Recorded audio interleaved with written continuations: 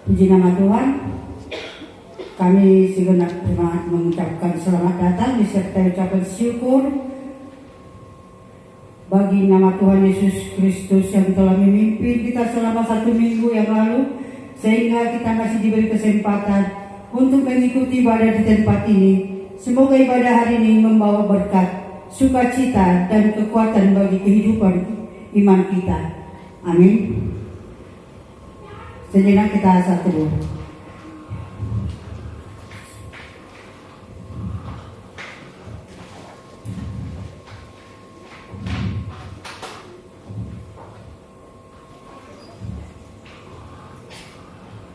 Amin. Mari kita sambut ibadah kita. Kita angkat pujian kita dari Kidung Jemaat nomor 4, Hai mari sembah.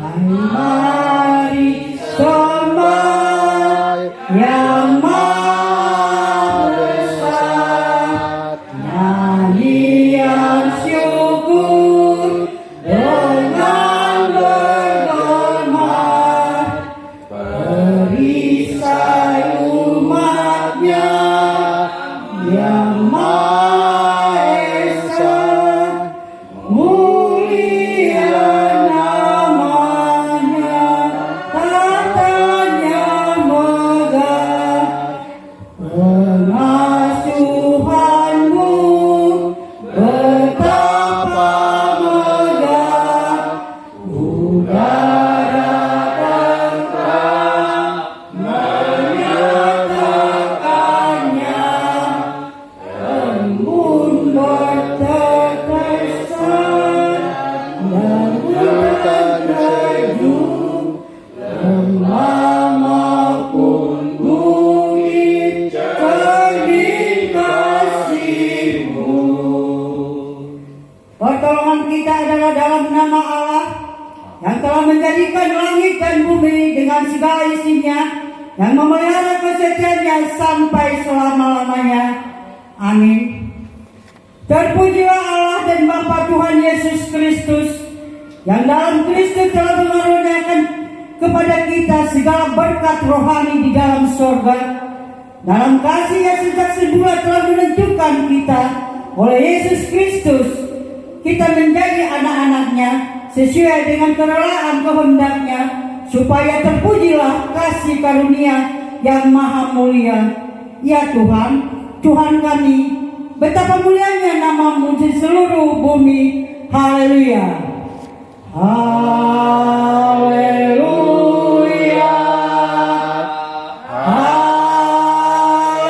Haleluya. Haleluya.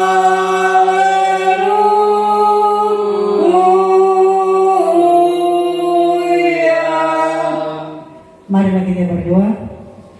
Ya Allah Bapa kami di dalam Yesus Kristus, Tuhan kami, Engkau telah berkenan menarik kami menjadi anak-Mu di dalam Yesus Kristus.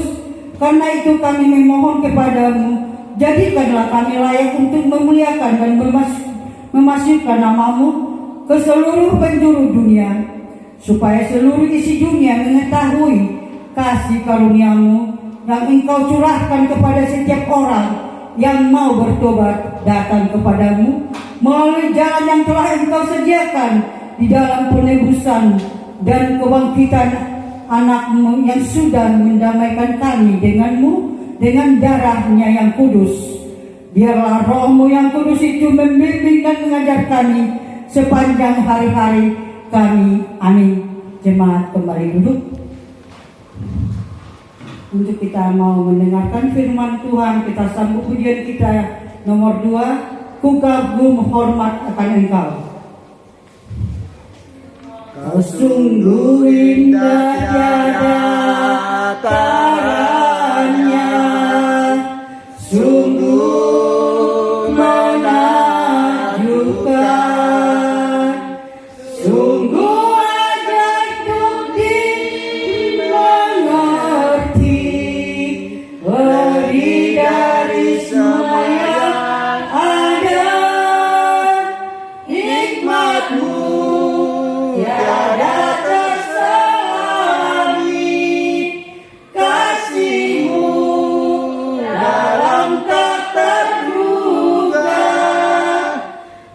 sungguh indah tiada taranya, mulia dan berkuasa. Ku kagum hormat akan Engkau, ku kagum hormat akan Engkau.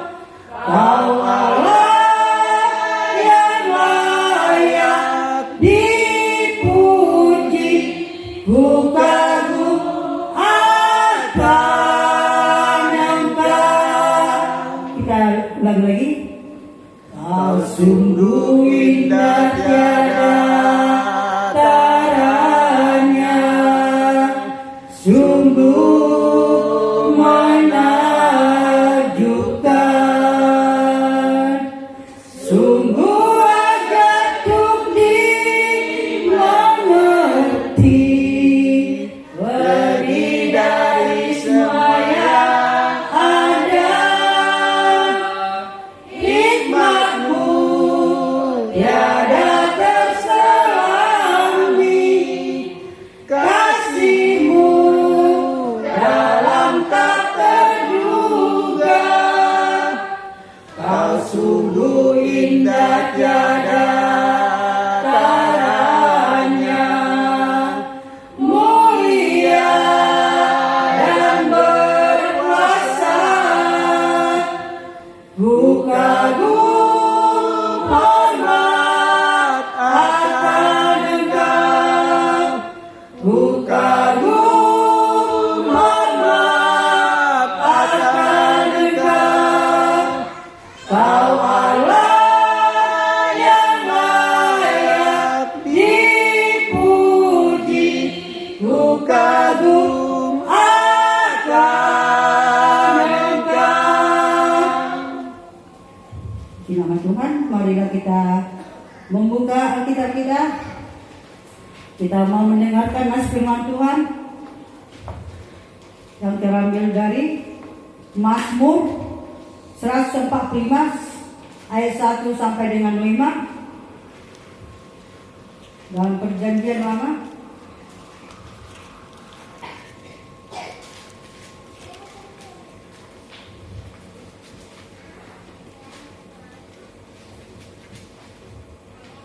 Mazmur 145 ayat 1 sampai dengan ayat 5. Kita membacanya secara bergantian.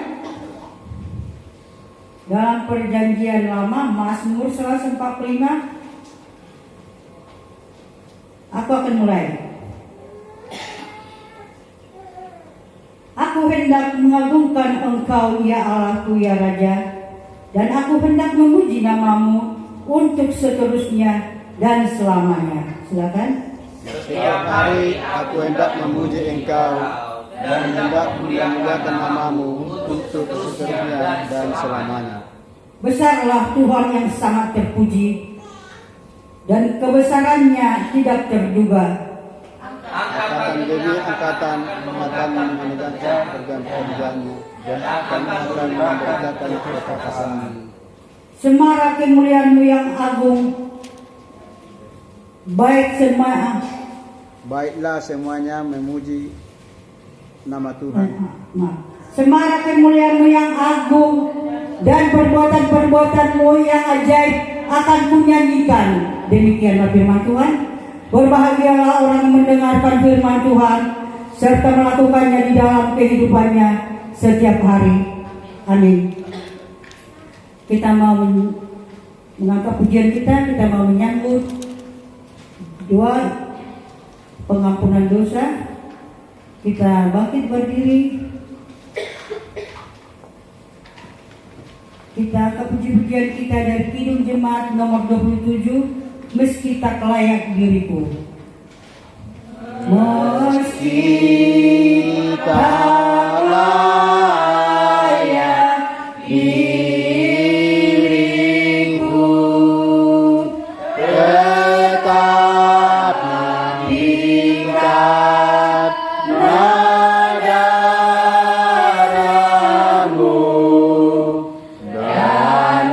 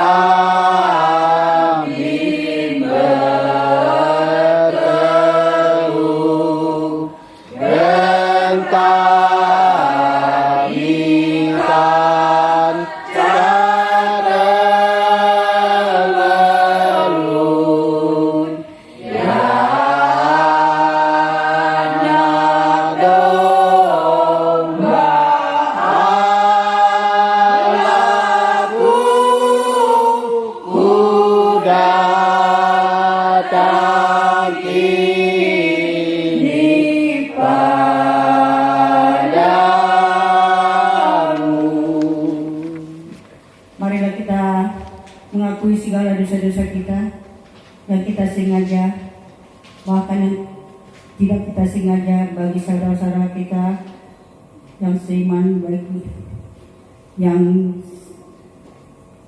kita serumah, kita mengakuinya di hadapan Tuhan kita merendahkan diri di hadapannya. Mari kita mulai, kita berdoa.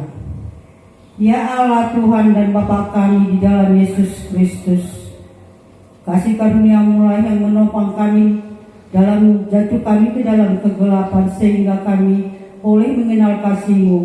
Engkaulah yang menyuruhkan anak-Mu menjadi korban tebusan bagi segala dosa dan kejahatan kami. Karena kehendak-Mu sendiri, kabut kejahatan yang mengurungi perbuatan-perbuatan kami telah Kau hapuskan, dan awan kegelapan yang menguasai tindakan dan pemikiran kami Kau usir, sehingga nampaklah segala kejahatan kami di hadapan kami, menyebabkan kami sangat takut. Tolong dan lindungilah kami terhadap kerakusan dan kecoktakan kami.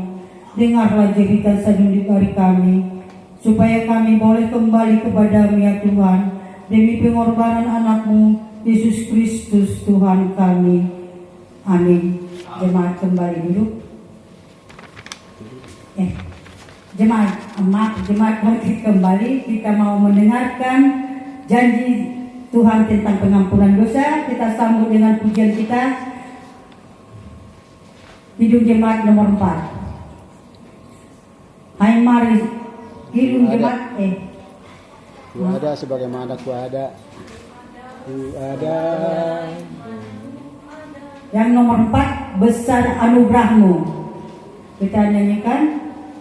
Ku ada sebagai mana ku ada, berdiri menghadap tatamu Bapa, semua karena anugerah-Mu yang telah selamatku.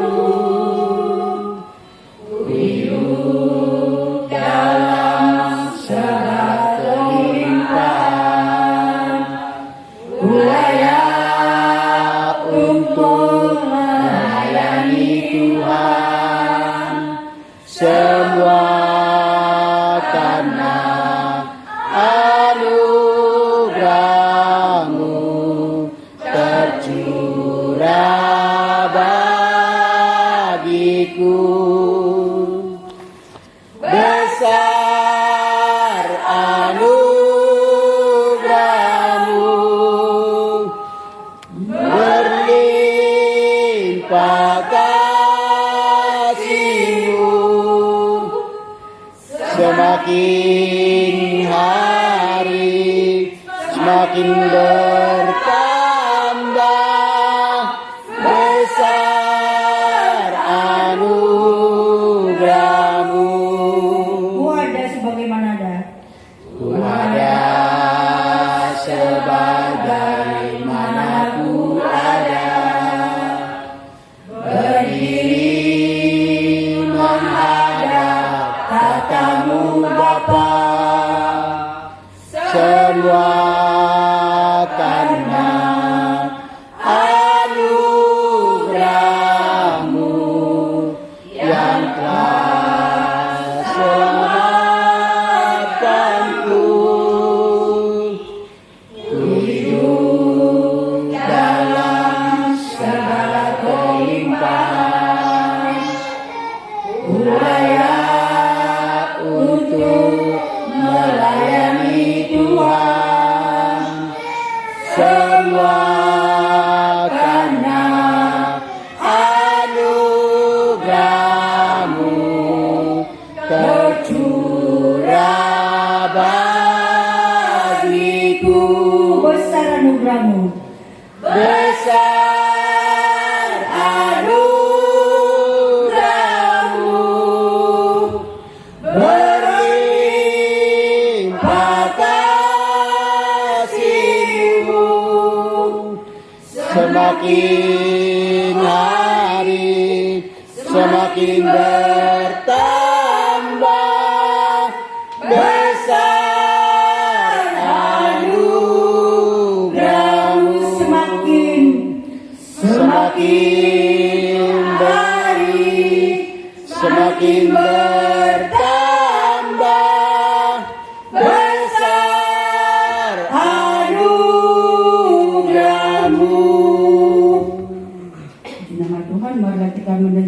janji Tuhan tentang pengampunan dosa.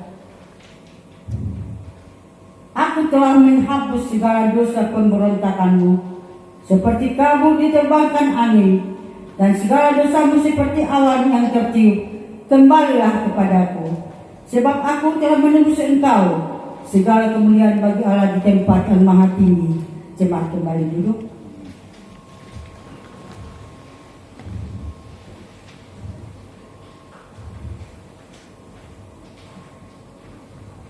Kita yang telah mengaku dosa di hadapan Tuhan dan telah memperoleh pengampunannya, marilah kita menyambut Kidung Jemaat nomor 34. Kita nyanyikan Disalib Yesus di Kalpari. 1, 2, 3. Disalib Yesus di Kalpari, Ku serahkan dosaku yang keji, oleh darahnya aku bersih. puji namanya,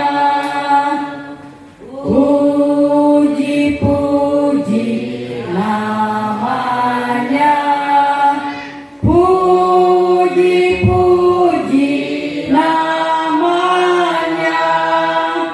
Oleh dadanya aku bersih, puji namanya. Yang kedua, kini bahagiaku penuh, Yesus berdiam di dalamku. Sungguh ku selamat, ku ditebus, puji namanya, puji namanya, puji namanya. Oleh darahnya aku bersih, puji namanya. Marilah kita mendengarkan firman Tuhan sebagai hukum Tuhan bagi kita yang terambil dari Filipi 1 ayat 27 sampai dengan Filipi 1 ayat 27. Filipi 1 ayat 27 sampai dengan 30. Kita membacanya secara bergantian. Dalam perjanjian baru, Filipi 1 ayat 27 sampai dengan 30. Saya akan mulai. Hanya hendaklah hidupmu berpadanan dengan Injil Kristus, supaya apabila aku datang, aku melihat, dan apabila aku tidak datang, aku mendengar bahwa kamu teguh berdiri dalam satu roh dan sehati sejiwa, berjuang untuk iman yang timbul dari berita Injil. Silakan. Dengan tiada ditetapkan sedikit pun relawan bagi mereka semuanya itu adalah tanda kehinaan, tetapi bagi kamu tanda keselamatan, dan itu datangnya dari Allah. Sebab kepada kamu dikaruniakan bukan saja untuk percaya kepada Kristus, melainkan juga untuk menderita untuk Dia. Dalam pergumulan yang sama seperti yang dahulu kamu lihat padaku, dan yang sekarang kamu lihat tentang aku. Demikianlah firman Tuhan. Marilah kita memohon kepada Tuhan agar kita diberikan kekuatan. Ya Allah Bapa kami, berilah kami kekuatan untuk melaksanakan yang sesuai dengan firman-Mu. Amin. Kami undang pujian dari jemaat.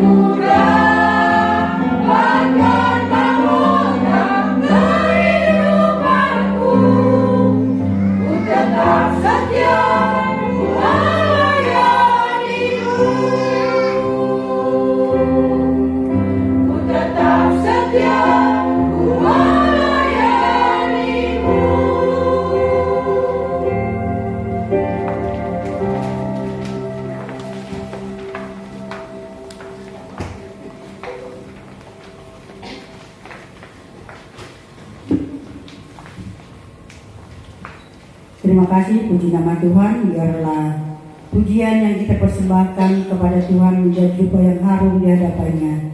Amin. Untuk kita menyambut iman rasuli kita mengangkat pujian kita, dan jemaat kami yang bangkit berdiri, kita akan menyambut dua iman rasuli. Kita bernyanyi dari Ujung Jemaat nomor 6, Kekuatan di Hidupku.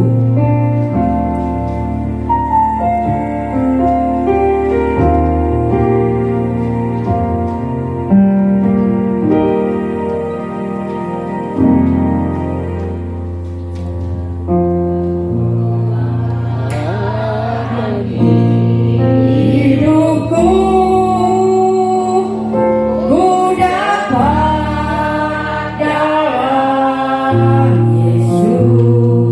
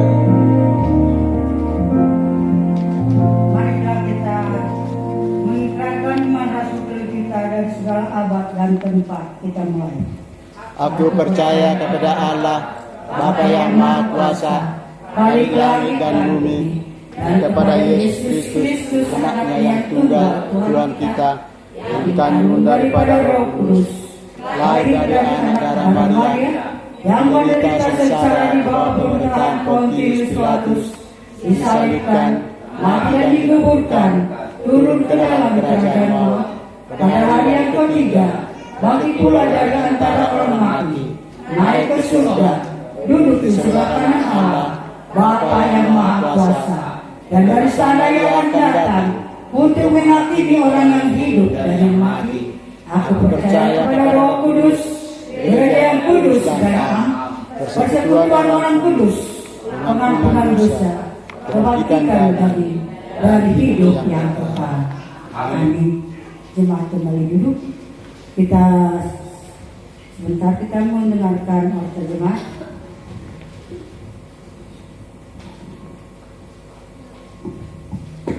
Warta jemaat 1. Pokok doa: satu bangsa dan negara pemerintahan supaya diberi hikmat dan kebijaksanaan oleh Tuhan Yesus dalam melaksanakan tugas dan tanggung jawab bagi seluruh masyarakat Indonesia. Yang kedua, doa pelayanan Gereja Rawabadung untuk pengembangan pelayanan dan pengembangan pemberdayaan bagi anggota jemaatnya. Program yang akan kita laksanakan: kebaktian sekolah minggu telah terlaksana tadi jam 8. Kiranya Tuhan Yesus memberkati anak-anak sekolah minggu, khususnya guru-gurunya, agar Tuhan memberkatinya dan beri semangat. Dan bagi orang tua yang ada anaknya masih sekolah minggu, agar anaknya diantar ke sekolah minggu dan didaftarkan kepada guru sekolah minggu. Programnya kedua, ibadah minggu di Gereja Pondok Kelapa dilaksanakan pukul 16 WIB. Nanti sore Kerajaan Tuhan Yesus memberkatinya. Yang ketiga, latihan KOR dilaksanakan di setiap hari Sabtu pukul 19.30 WIB di tempat yang sudah ditentukan. Kerajaan Tuhan Yesus memberkati. Program yang keempat, kebaktian rumah tangga. Kebaktian rumah tangga diadakan di rumah keluarga Ludi Mangunsong hari Rabu tanggal 27 September 2023 pukul 19.30. Kiranya Tuhan Yesus memberkati. Yang melayani hari Rabu yaitu pengkhotbah Pendeta Nada Rido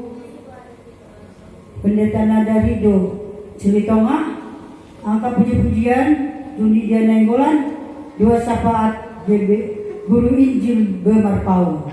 Demikianlah warta jemaat yang bisa kami sampaikan. Kita mengangkat puji-pujian kita sambut firman Tuhan, yaitu Bapak Pendeta kita, Pak Pendeta Adi. Kita menyanyikan Kidung Jemaat 237.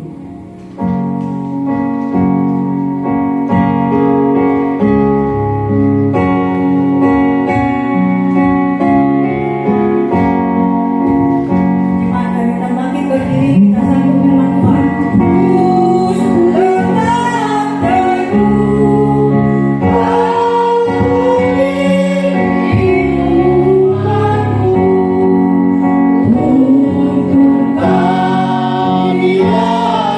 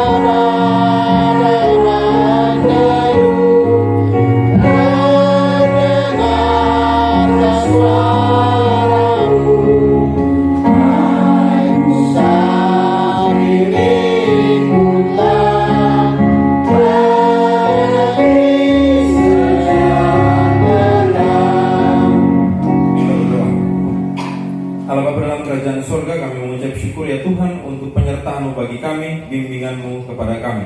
Sehingga pada hari ini ya Tuhan kami boleh berkumpul bersama di sini dan kami rindu ya Tuhan untuk mendengarkan firman-Mu. Namun sebelum itu ya Bapa, kami mohon kepada-Mu Tuhan yang boleh menyertai kami, memberkati kami, sehingga kami mampu untuk memahami firman-Mu ya Tuhan dan juga mampu untuk melakukannya dalam kehidupan kami. Segala tantangan, rintangan yang kami alami dalam mendengarkan firman-Mu ya Tuhan, kami serahkan semua ke dalam tangan-Mu. Biarlah Tuhan yang boleh terus mengaturnya bagi kami, biarlah Tuhan yang boleh menghalaunya bagi kami, sehingga firman-Mu ya Tuhan boleh dengan lancar masuk ke dalam hati, batin, dan pikiran kami. Terima kasih banyak ya Bapa, berikan kami roh-Mu yang fokus agar kami mampu untuk memahaminya. Hamba-Mu juga yang akan menyampaikan, Tuhan juga yang menolong. Biarlah bukan hamba yang berbicara, melainkan Tuhan yang menggunakan hamba untuk menyampaikan firman-Mu. Hanya di dalam nama Tuhan Yesus Kristus ya Tuhan kami telah berdoa dan kami bersiap untuk mendengarkan firman. Amin. Silakan dulu Bapak Ibu. Mari kita buka Alkitab dari Yunus. Di Perjanjian Lama kita buka di kitab Yunus pasalnya yang ketiga. Yunus pasalnya yang ketiga, kita akan baca ayatnya yang ke-11. Kemudian kita lanjut ke pasalnya yang keempat, ayatnya yang pertama sampai dengan ayatnya yang ke-10.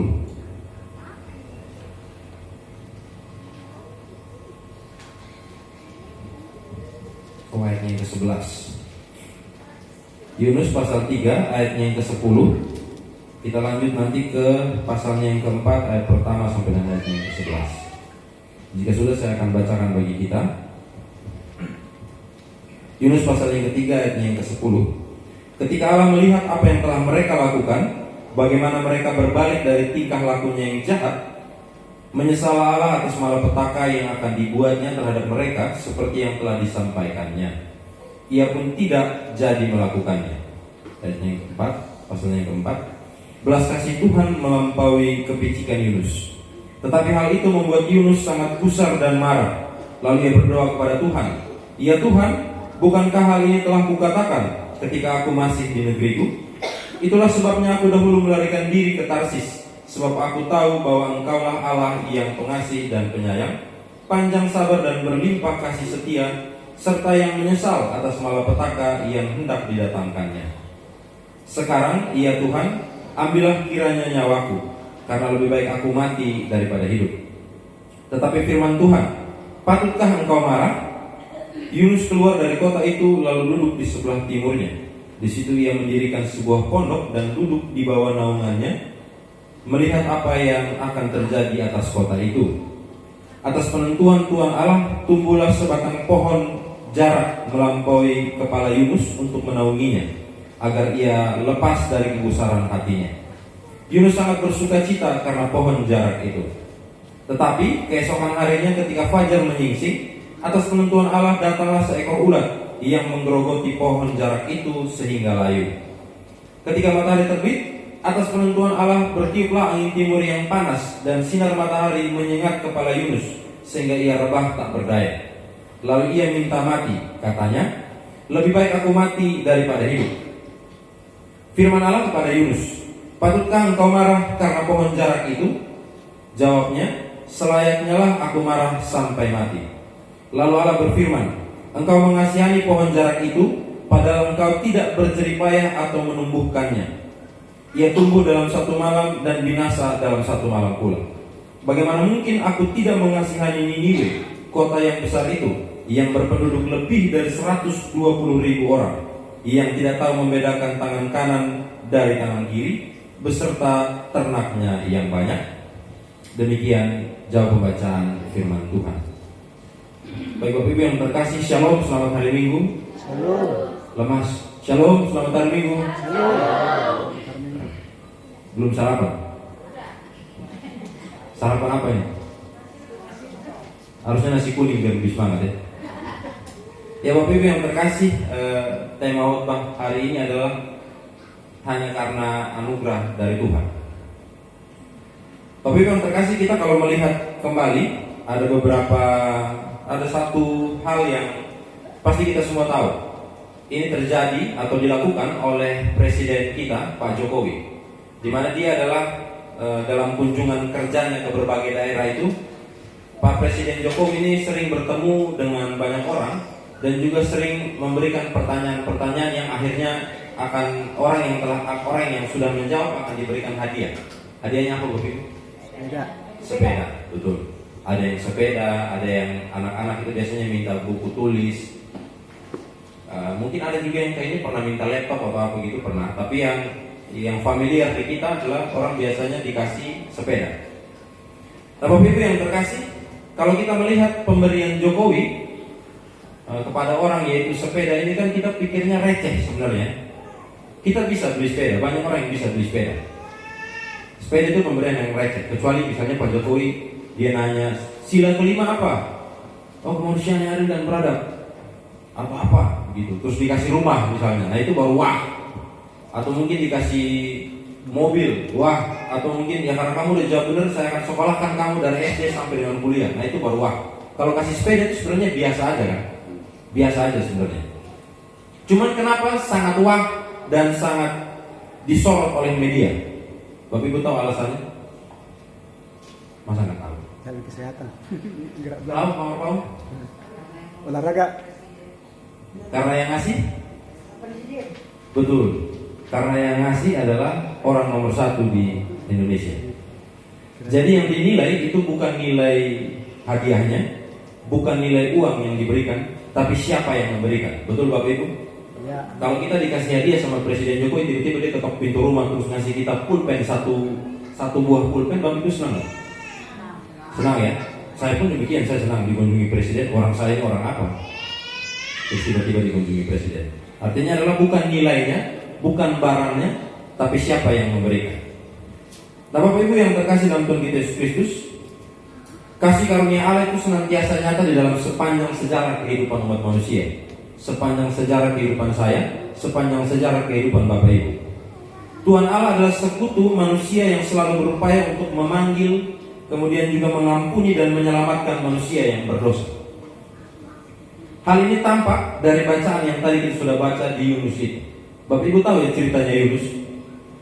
Dia itu dipanggil Tuhan. Kalau kita baca dari ayat pasalnya yang pertama, itu Yunus dipanggil, kemudian dia melarikan diri dari Tuhan, jadi telan ikan paus, kemudian dimuntahkan kembali, dan pada akhirnya kota yang dia akan pergi dan dia nggak mau untuk pergi, Niniwe itu, yang harusnya dihukum oleh Tuhan, malah diampuni, malah Tuhan menyesal kalau menghukum Niniwe. Nah, Bapak Ibu tahu tidak kenapa alasan Yunus awalnya itu lari dari perintah Tuhan itu? Ada yang tahu Bapak Ibu? Tidak tahu? Kalau tidak tahu saya kasih tahu. Nah Bapak Ibu, Yunus itu tidak menginginkan orang Niniwe itu bertobat dan mendapat kasih karunia Allah. Itu alasan paling utama kenapa Yunus mau lari. Jadi kadang tuh orang bilangnya Yunus lari itu karena tidak mengindahkan kehendak Tuhan. Yunus lari itu karena tidak mau dengar-dengaran sama Tuhan. Tuhan sudah suruh ke sini ke sana. Tapi alasan paling utama kenapa Yunus lari adalah dia tidak menginginkan pertobatan untuk Niniwe. Kenapa? Karena dia tahu bahwa Allah akan mengampuni orang-orang Niniwe jika mereka bertobat, dan Yunus tidak rela jika mereka mendapatkan keselamatan Allah. Hal ini dikarenakan orang Niniwe itu adalah bangsa Asyur yang menjadi musuh bangsa Israel. Orang Niniwe adalah bangsa Asyur yang menjadi musuh orang Israel. Jadi bagi Yunus, hanya orang Israel yang berhak untuk mendapatkan kasih karunia dan anugerah dari Allah. Selain dari bangsa Israel, orang-orang itu tidak layak. Itulah kenapa ketika Tuhan memberikan perintah kepada Yunus untuk pergilah ke Niniwe, Yunus itu lari, gak mau dia. Ya karena mereka bukan bangsa Israel, mereka orang Asyur, musuhnya kita. Ngapain saya harus ke sana? Bikin capek aja. Akhirnya dia lari dari perintah Tuhan, kemudian dia ditangkap, dan kita tahulah jalan cerita selanjutnya seperti apa. Sampai kepada ayat yang barusan tadi kita baca, bahwa ketika ada penghukuman yang diberikan, pertobatan itu mulai keluar, Tuhan menyesal atas apa yang telah dilakukan. Lalu apa yang dilakukan Yunus? Yunus masih menggerutu, Bapak Ibu ya. Kalau kita baca tadi beberapa kali ada kalimat yang dikatakan bahwa lebih baik aku mati daripada aku hidup. Benar Bapak Ibu? Ada tertulis di situ. Itu menandakan sebuah penyesalan Yunus terhadap penyesalan Tuhan. Jadi Yunus menyesal atas apa yang Tuhan sesalkan. Kan lucu ya, manusia menyesal atas apa yang Tuhan sesalkan. Ya udahlah, manusia harusnya menyesal atas apa yang sudah dilakukannya, bukan atas apa yang orang lain lakukan. Tapi Yunus menyesal, Yunus marah karena Tuhan menyesal sudah menghukum, dan juga pertobatan itu akhirnya nyata dari bangsa Niniwe pada waktu itu.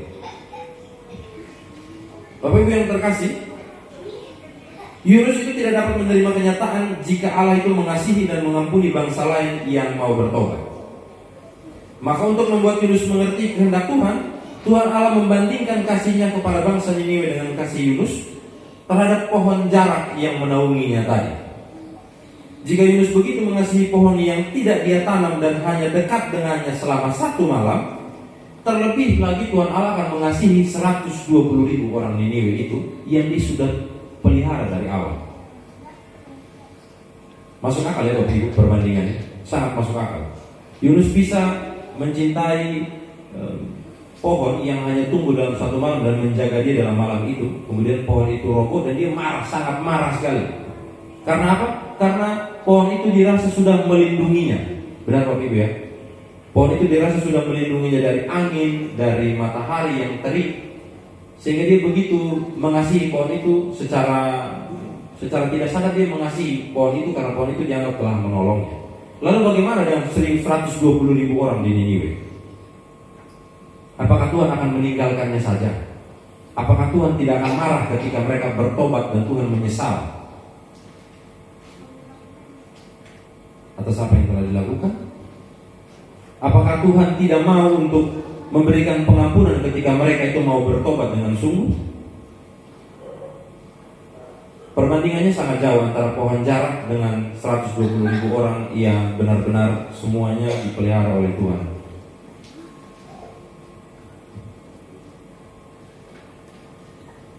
Nah, oleh karena itu Bapak Ibu, di dalam kehidupan kita sehari-hari banyak kita bisa temukan pribadi-pribadi sama seperti Yunus ini. Kita dapat menemukan ada berbagai motivasi orang saat melayani Tuhan. Ada yang motivasinya karena nama, ada yang motivasinya karena jabatan, ada yang motivasinya karena uang, dan juga berbagai motivasi yang lain. Ada yang motivasinya ya udahlah, saya hidup di bumi ini, saya ditugaskan sama Tuhan untuk memberitakan Injil, ya mungkin ini caranya saya untuk melayani. Ada yang seperti itu. Ada yang melayani dengan setulus-tulusnya, seperti merpati. Ada yang melayani secerdik-cerdiknya seperti ular. Karena ada peribahasa seperti itu ya, hendaklah kita tulus seperti merpati dan cerdik seperti ular. Bukan begitu Bapak Ibu?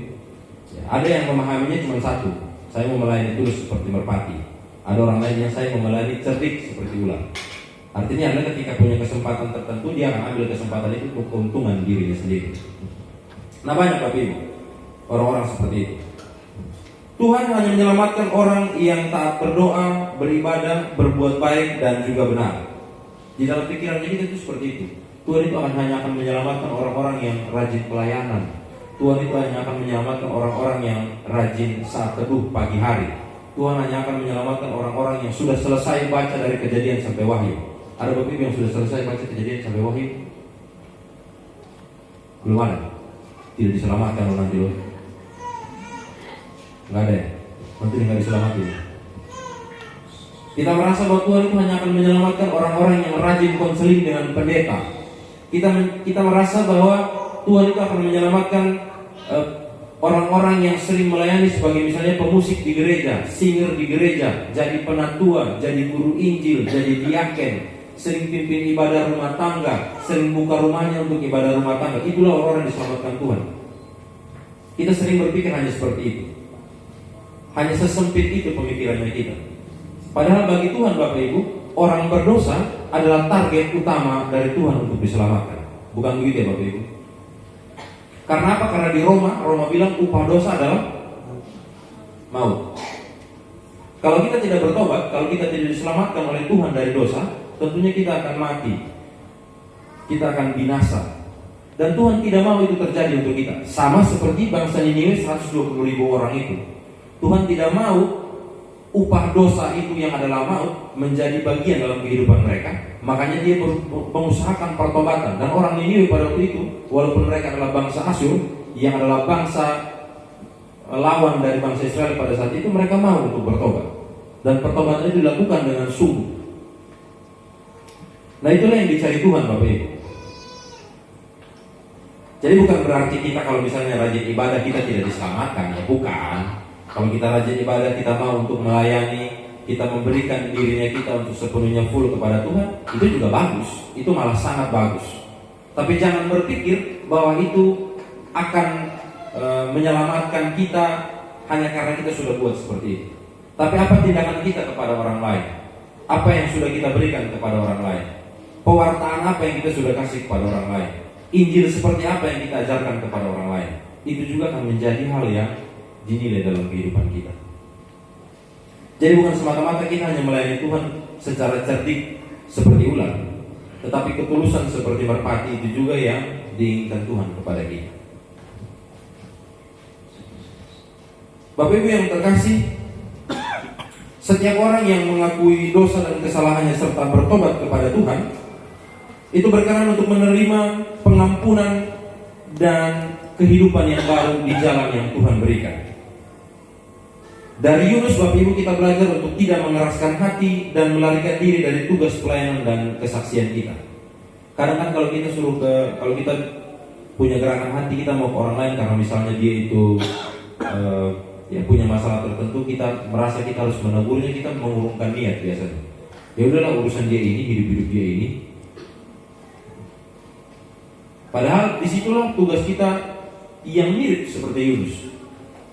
Kita memberitakan apa yang Tuhan inginkan, kita memberitakan apa yang sebenarnya Tuhan mau. Kemudian tergantung dari orang tersebut yang sudah menerima Tuhan misalnya, atau misalnya dia mau melakukan pertobatan, sama seperti bangsa Niniwe.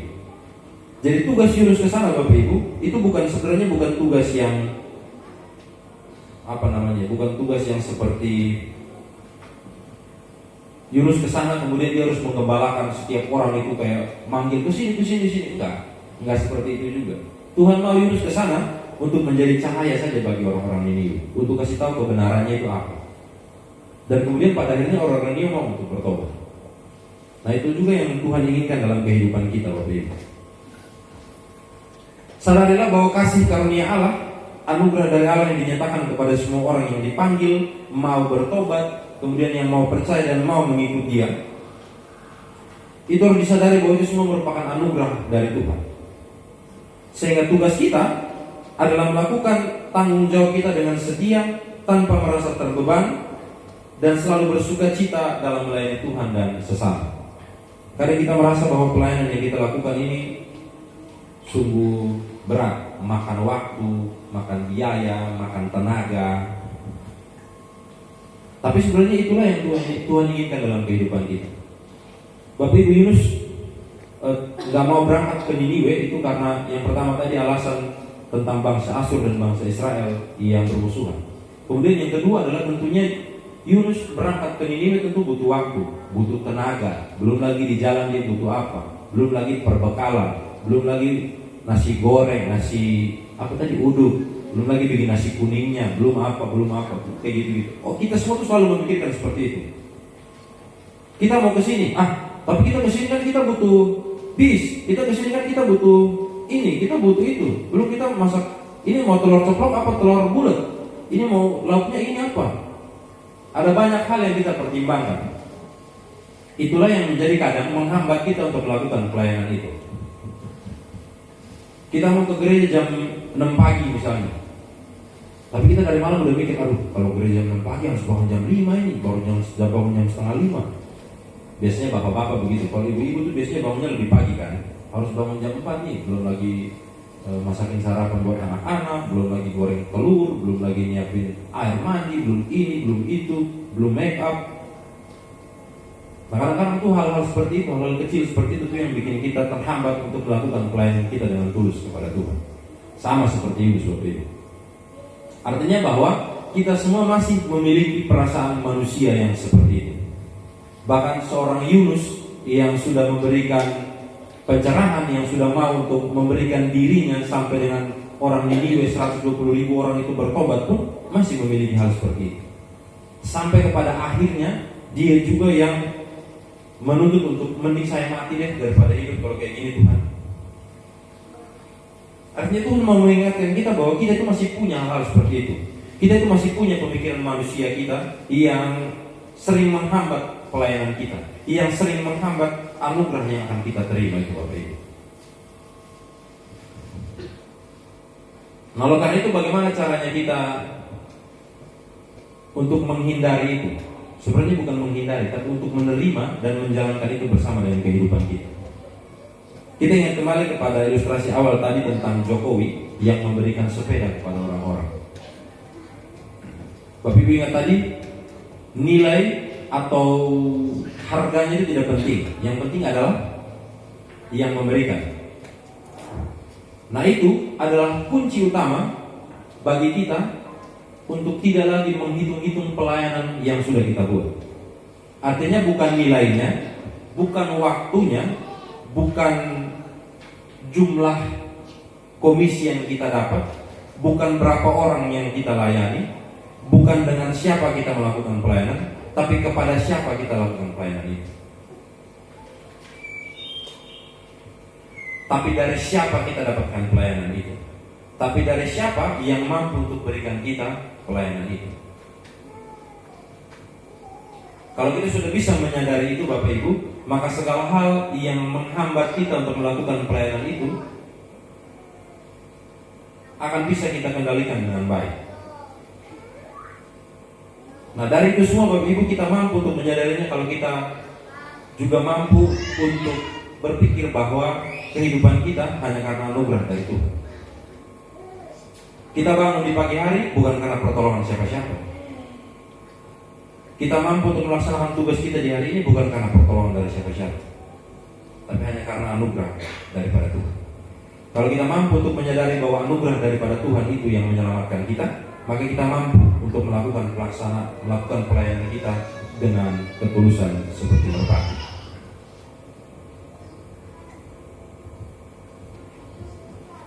Nah, tugas kita Bapak Ibu saat ini untuk menjadi orang Kristen yang selalu merasa sukacita, bahagia dan penuh dengan damai sejahtera karena anugerah Tuhan itu. Tugas kita adalah melanjutkan karya pelayanan Kristus kepada dunia. Oleh karena itu mari Bapak Ibu kita semua sama-sama melakukan pelayanan kita ini dengan tulus, dengan sukacita yang penuh, sehingga nama Tuhan, sehingga pewartaan Injil yang kita berikan itu dapat menjadi bukti bagi orang lain yang belum bertobat untuk melakukan pertobatan, sama seperti orang-orang di kota Niniwe. Tuhan Yesus memampukan dan memberkati kita di dalam melaksanakan. Amin. Kita berdoa untuk mensyukuri firman Tuhan.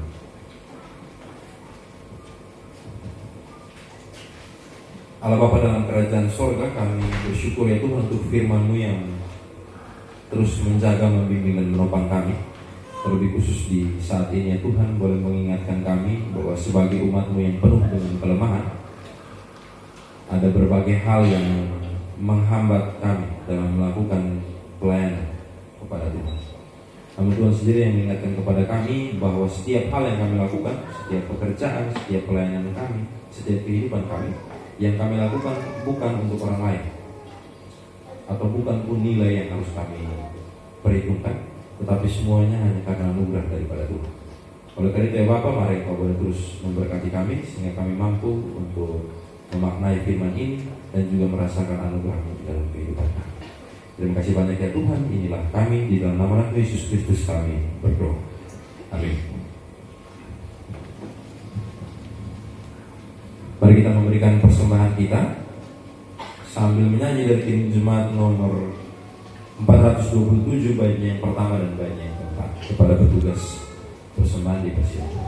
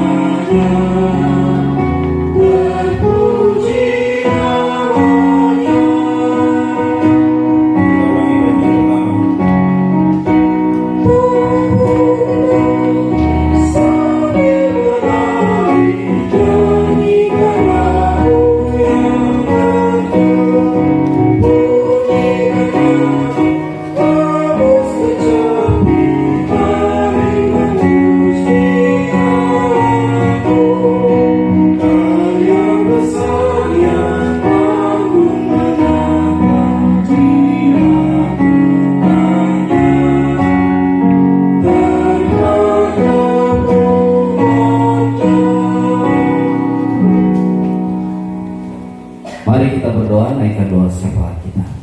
Terima kasih Tuhan, kami bersyukur buat kebaikan-Mu pada pagi hari ini. Semua oleh karena anugerah-Mu kami ada sebagaimana kami ada ini di gereja-Mu Presbyterian Indonesia di Rawabadung. Terima kasih ya Tuhan, kami bersyukur kami bisa memuji, menaikkan kidung pujian, menyanyikan nyanyian mazmur, mendengarkan kebenaran firman Tuhan. Biarlah semua itu nyata dalam roh hati kami. Pimpinlah hidup kami ya Tuhan. Terima kasih ya Tuhan. Terima kasih, kami bersyukur juga Tuhan Yesus. Kami beribadah pada pagi hari ini. Tuhan, terima kasih untuk Bapak Pendeta Adi Pejaga Tuhan. Biar Kau memberkati hidupnya, berkati juga keluarganya Bapak dalam pekerjaan dan pelayanannya. Tuhan urapi lagi berlimpah-limpah kasih karunia yang daripada Tuhan Yesus Kristus. Kami berdoa Tuhan untuk gereja-Mu ini, biarlah Tuhan menjadi alat kemuliaan bagi nama Tuhan, sehingga banyak jiwa-jiwa dimenangkan. Biarlah Tuhan urapan yang baru Tuhan daripada Engkau saja. Berkati Tuhan jemaat-jemaat yang ada. Jika ada yang mengalami kesakitan, lemah Tuhan fisik, Tuhan yang memberkati mereka, berikan kesembuhan bagi siapa saja Tuhan yang sedang mengalami goncangan, baik finansial, baik dalam perekonomian. Tuhan memperhatikan jemaat gereja Presbyterian di Indonesia. Terima kasih ya Tuhan, kami bersyukur Tuhan untuk pemimpin kami, Ibu Pendeta Lasmian Tuhan, sebagai gembala kami. Engkau memberkati beliau Tuhan, berikan hikmat marifat yang daripada Tuhan saja. Biar roh kepemimpinan yang sesuai dengan Alkitabiah ada di dalam roh hatinya untuk memimpin jemaat Tuhan datang kepada Kristus dan memuliakan Kristus. Berkati Bapak Pardede Tuhan sebagai suami dari Ibu Gembala, berikan juga Tuhan Yesus kesehatan, kekuatan fisik yang daripada Tuhan saja. Juga begitu beserta dengan anak-anaknya, pekerjaan dan pelayanan. Bagi kami semua Tuhan, para penatua pelayanan, penata layanan yang mengambil bagian, biarkan kami terus satu hati, damai sejahtera di dalam Tuhan Yesus Kristus. Kami menyerahkan juga Tuhan untuk praise and worship. Biarlah Tuhan Yesus, Engkau Tuhan memberkati tim yang dipimpin oleh Bapak Mazmur Tuhan, beserta dengan Kakak Nina. Biarlah Tuhan Yesus memimpin mereka lebih lagi di dalam tuntunan Roh Kudus. Kami memberkati juga Tuhan untuk sekolah minggu Tuhan. Biar anak-anak ini terdidik Tuhan, sebagai kami serahkan sebagai anak-anak yang takut akan Tuhan, berguna bagi bangsa, berguna bagi keluarga, dan terlebih berguna bagi Engkau ya Tuhan. Tuhan, kami juga terus melakukan setiap minggu ibadah rumah tanggaan Tuhan. Biarlah Engkau memberkati Tuhan Yesus. Biarlah ibadah yang kami kerjakan ini berbakti dan memuliakan nama Tuhan. Tuhan, kami memberkati lagi Tuhan Yesus. Berdoa Engkau jaga lindungi gereja ini Tuhan Yesus, dalam pemberdayaan, dalam fasilitas yang ada Tuhan. Terima kasih atas kepercayaan yang telah Engkau berikan. Tolong Tuhan Yesus, pembangunan yang ada Tuhan kami serahkan ke dalam tangan-Mu. Terjadilah sesuai dengan kehendak-Mu. Tuhan, kirimkan yang mau memberkati gereja kami, dana-dana, bantuan dari mana saja pasti Tuhan gerakkan. Terima kasih ya Tuhan bagi visi-visi kami Tuhan Yesus, kami serahkan ke dalam tangan-Mu, baik dalam program-program yang ada, jangka pendek, jangka panjang, jangka menengah. Tuhan mengetahuinya dan semuanya kami serahkan ke dalam tangan-Mu. Terima kasih Tuhan, dan minggu depan kembali kami berada di gereja-Mu, di dalam rumah Tuhan. Tuhan memberkati kami, dan sehingga kami Tuhan, setelah ibadah ini kami juga dengan penuh sukacita kembali ke dalam rumah juga kami penuh dengan sukacita. Terima kasih Tuhan, kami telah mempersembahkan hidup kami, dan terlebih persembahan yang ada. Tuhan memberkati persembahan untuk pembangunan kerajaan Allah, gereja-Mu Tuhan. Bagi yang tangan-tangan sudah memberi, Tuhan memberkati berlipat kali ganda. Inilah kami ya Tuhan, kami serahkan doa-doa kami kepadamu, dan kami teringat akan pemerintahan Tuhan, baik yang tertinggi sampai terkecil sekalipun, legislatif Tuhan, eksekutif, yudikatif, kami serahkan ke dalam tangan-Mu. Pemerintahan, presiden kami beserta wakil presiden kami, jajaran-jajaran yang ada, aparat keamanan negara Tuhan yang kami tidak sebutkan Tuhan, biarlah mereka pemimpin-pemimpin yang mencintai rakyatnya, pemimpin yang berkualitas, yang membangun nilai-nilai kepemimpinannya sesuai dengan kebenaran yang ada. Terima kasih Tuhan, kami berdoa dan kami juga sudah berucap syukur di dalam nama Tuhan Yesus Kristus kami berdoa. Amin. Dengan tetap berdiri, kita sama-sama menyanyikan Gim Jemaat nomor 427, bait yang pertama dan baitnya yang keempat.